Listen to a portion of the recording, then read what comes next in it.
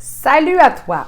Alors aujourd'hui, je veux vous parler d'un cas assez ouf, merci, d'une détenue qui s'appelle Lisa Marie Montgomery. C'est une des rares femmes qui est dans le couloir de la mort présentement. C'est la 55e femme à être condamnée à la peine capitale. Donc, vous allez voir qu'est-ce qu'elle a fait. Oui, elle a fait un meurtre, mais c'est ça. Assez horrible, donc je vous laisse me suivre dans la vidéo.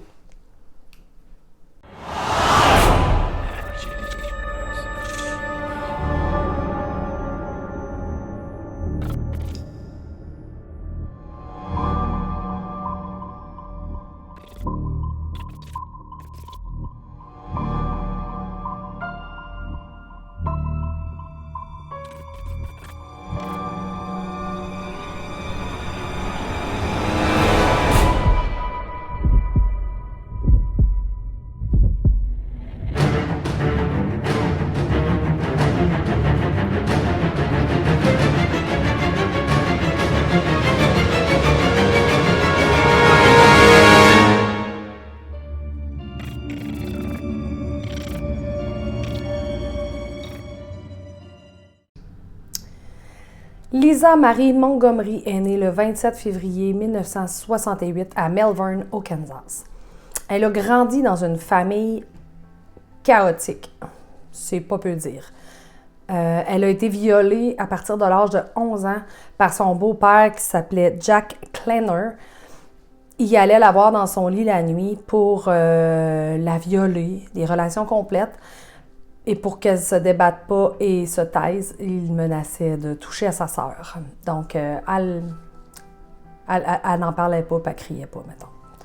Sa mère elle va avoir avoué aussi dans le procès qui va suivre, comme de quoi elle a déjà surpris son mari dans sa fille, en elle. Parlant de la mère Lisa Marie, elle a bu. C'est une alcoolique, une grosse alcoolique. Elle a bu aussi pendant ses grossesses. Donc, Lisa Marie est née avec le syndrome d'alcoolisme fœtal et plusieurs retards cérébraux. Là. Donc, c'est ça. Belle famille, en gros. Sa mère, Judy, elle a battu ses enfants à coups de cintre, à coups de ceinture de cuir. Elle les mettait dans la douche froide pour les punir. Puis ça, c'est pas si pire comparé au reste. Elle a vendu Lisa Marie à des hommes beaucoup plus âgés qu'elle. Dans le fond, elle a fait de la traite d'humains. Elle a prostitué sa fille toute petite. C'est l'horreur là, dans tout partout, OK? Anal, vaginal, oral, par des hommes beaucoup plus âgés, souvent plusieurs à la fois et pendant plusieurs heures. Un jour, pour punir ses enfants, elle a tué le chien de sa famille à coups de pelle en y fracassant le crâne devant tous ses enfants. Sa mère a eu plusieurs partenaires pendant l'enfance de ses enfants et 6 maris. Donc, il y en a du monde qui ont passé là. Suite à toutes ces violences sexuelles, Lisa va développer une dissociation ainsi qu'un trouble post-traumatique complexe. Elle va parler aux proches autour d'elle de tout ce qui lui arrive, dont à son cousin qui est dans les forces de l'ordre, mais personne ne va jamais réagir et puis faire de plainte à l'enfance ou whatever. L'école la voyait arriver négligée, sale, avec des vêtements troués ou déchirés. Puis l'école va dire plus tard qu'il se doutait que cet enfant-là vivait pas dans un super bon milieu, qu'il n'y avait rien de sain là, mais l'école n'aura jamais fait de plainte non plus. L'école voit ses notes baisser. Encore là, ne font rien pour dénoncer cette situation-là au service de l'enfance. Ils vont la mettre dans une classe spéciale. À cette époque, Lisa et la famille vivaient dans une caravane isolée, mais sans eau courante. Pour s'échapper à cet enfer, Lisa s'est mise à boire. Elle est tombée alcoolique, elle aussi, comme sa mère. Mais quand sa mère l'a découvert, elle l'a menacée avec un gun. Pour se sortir de cet enfer-là, Lisa, la seule affaire qu'elle avait vue, c'est de se marier pour quitter le domicile familial. Elle s'est mariée à 18 ans avec son demi-frère. Mais son demi-frère, ayant vécu un peu tous les mêmes sévices que Lisa Marie, lui a fait subir environ les mêmes sévices. Des coups répétés, de la violence psychologique, en veux-tu, en v'là. Ils ont eu 4 enfants de cette relation-là. Après la naissance de leur 4e enfant, son mari la force à se faire stériliser contre son gré. Donc, elle va y aller et elle va se faire opérer de force, mettons. Au fil des ans, sa santé mentale se détériore beaucoup. Elle devient très erratique. C'est ça, c'est épouvantable. Elle vivait aussi dans une extrême pauvreté. À 34 ans, elle avait déménagé 61 fois de maison. Elle divorce finalement de son demi-frère, mais se remarie à un autre homme, Kevin. Kevin, elle l'aime, c'est pas un mauvais gars, puis elle veut avoir un bébé de lui, mais elle a été opérée. Fait que, elle lui dit qu'elle tombe enceinte. Pendant ce temps, au Missouri, vit Bobby Jo Stinnett, qui, elle est née le 4 décembre 1981. Elle a 23 ans, elle est enceinte de 8 mois. Puis elle a un élevage de chiens à la maison, des terriers à rats. Ça ressemble un peu d'un petit pincher, mais bon, dans tout ce que j'ai trouvé, ça parle de terriers à rats. Elle est mariée avec Zeb Stinnett, puis ça fait 1 an. Donc, après 1 an de mariage, elle tombe enceinte, puis là, c'est ça. Là, elle est rendue à 8 mois de grossesse, super heureuse. Attend son premier bébé avec excitation. Puis, elle en parle aussi sur les réseaux sociaux. Elle a un chat aussi pour son élevage de chiens. Donc, elle est très heureuse, puis elle partage la bonne nouvelle. Puis, c'est ça, elle jase avec des gens, dont Lisa Marie. Lisa Marie et Bobby Jo se sont rencontrés sur un chat qui s'appelle Ratter Chatter. Donc, c'est vraiment un chat qui est pour parler des chiens, de leur race de chiens préférée. Comme je vous disais tout à l'heure, qui est les terriers à rats. Donc, il parle elle rencontre Lisa Marie là-dessus, puis de fil en aiguille, Lisa Marie lui dit « Moi aussi, je suis enceinte, c'est le fun, tatati, tatati, tatata. » Il développe une petite complicité. L'élevage de chiens de Bobby Jo s'appelait Happy Heaven Rat Terrier. Vous comprendrez que c'est grâce à cet élevage-là que les 2 femmes vont se rencontrer. Lisa Marie va prendre un nom d'emprunt. Elle va s'appeler Darlene Fisher. Elle va s'intéresser à avoir un chiot, donc Bobby Jo va lui donner rendez-vous à la maison chez elle pour venir la rencontrer. Donc, c'est ça. Darlene prit rendez-vous avec Bobby Jo pour aller voir ses chiots.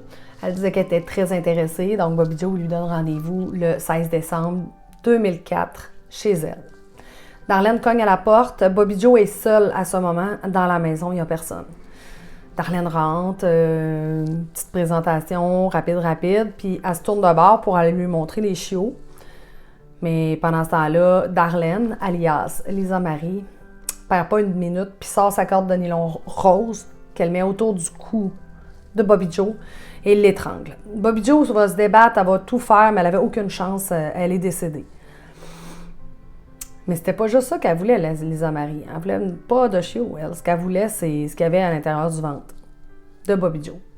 Donc, elle a pris un couteau, elle a coupé de l'estomac, puis elle a descendu. Puis là, elle a percé l'utérus. Puis elle a finalement trouvé le bébé, qu'elle avait aussi coupé au passage. Quand elle a sorti le bébé du ventre, son cœur battait encore. La petite était vivante, donc elle l'a pris, puis elle est partie. Là. Elle a laissé Bobby Jo morte baignée dans son sang. Le corps de Bobby Jo va être découvert par sa mère quelques heures plus tard, qui va en rester très marqué. Pendant ce temps, Lisa Marie, elle roule avec le bébé, puis elle le berce dans ses bras au volant de sa voiture en route de retour pour le Kansas. Comme elle avait dit à son nouveau mari, Kevin, qu'elle était enceinte, de recevoir l'appel de Lisa Marie qui lui disait « Viens me chercher, je viens d'accoucher dans la voiture, je suis pas capable de prendre le volant », l'a pas nécessairement étonné parce qu'il lui pensait vraiment Lisa Marie enceinte, donc il est allé chercher sa femme. Puis pour tout faire à croire ça à Kevin, elle avait même sorti des photos d'échographie sur Internet et tout.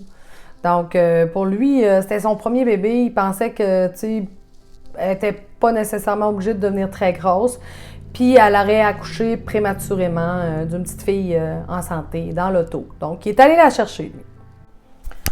Donc, pendant ce temps, au Missouri, chez Bobby Lee, la police s'est rendu compte qu'il y avait un corps éventré.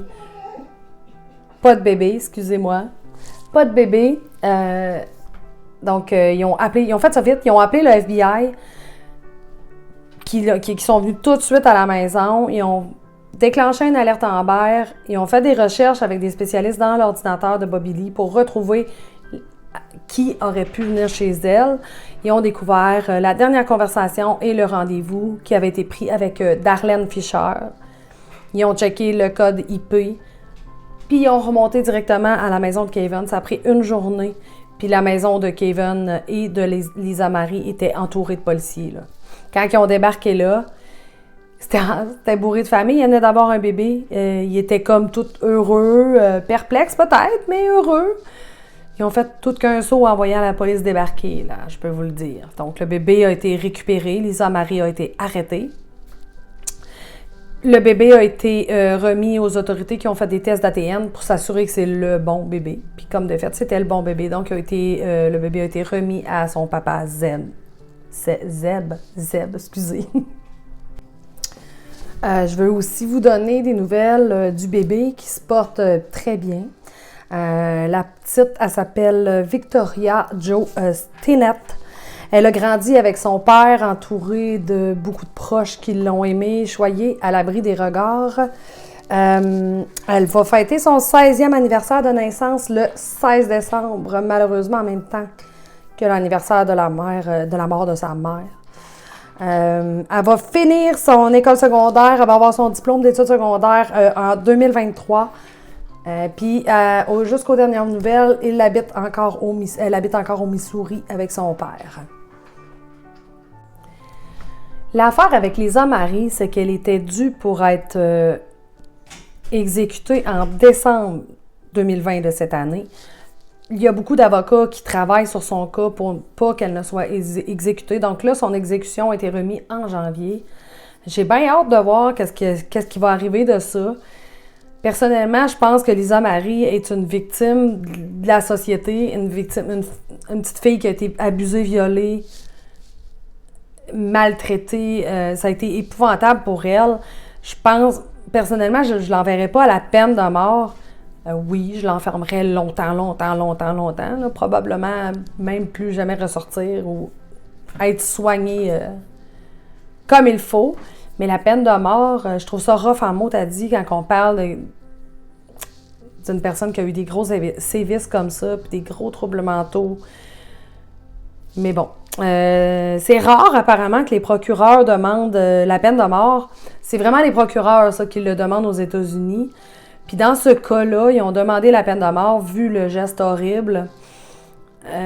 Puis l'avocat qui défendait Lisa Marie Montgomery, c'était un nouveau avocat qui avait jamais défendu des cas qui étaient comme pour avoir la peine de mort. Donc lui, il avait aucune idée de comment s'y prendre. Donc elle n'a pas eu une extrêmement bonne défense, Lisa Marie. Puis bien que j'excuse pas le geste, c'est horrible ce qui est arrivé, puis jamais je vais excuser. C'est pas ça que je fais là quand je décortique du fait que je pense pas qu'elle devrait être avoir la peine capitale. Là. Moi, c'est mon opinion et tout. J'ai hâte de voir qu'est-ce que vous allez me dire à propos de cette vidéo-là, puis d'en jaser avec vous autres. Alors, j'espère que vous avez aimé. Puis si vous avez aimé, ben vous pouvez me suivre parce que ça se peut que j'en fasse une couple.